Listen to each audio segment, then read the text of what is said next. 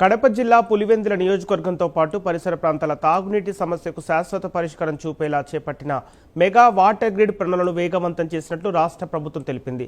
Jal Jeevan machine అమరజీవి జలధార కింద చేపట్టిన ఈ ప్రాజెక్టుపై రాష్ట్ర ఉప ముఖ్యమంత్రి శ్రీ పవన్ కళ్యాణ్ ప్రత్యేక దృష్టి సారించినట్లు పేర్కొంది.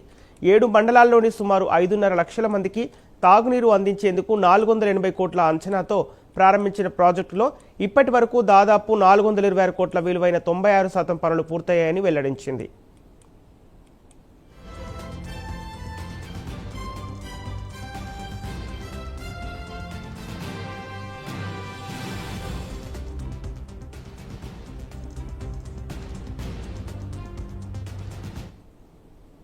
పులివెందుల మెగా వాటర్ గ్రిడ్ కోసం పవన్ కళ్యాణ్ ప్రత్యేక చొరవతో దాదాపు 280 కోట్లు కేటాయించి పనులు వేగవంతం చేసినట్లు ప్రభుత్వం తెలిపింది.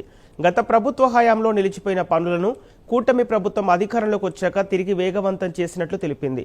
ఇప్పటికే పులివెందుల సింహాద్రిపురం మండలాలకు తాగునీరు అందుతుండగా పులివెందుల పట్టణానికి సంబంధించిన పనులు 100% పూర్తయ్యాయి.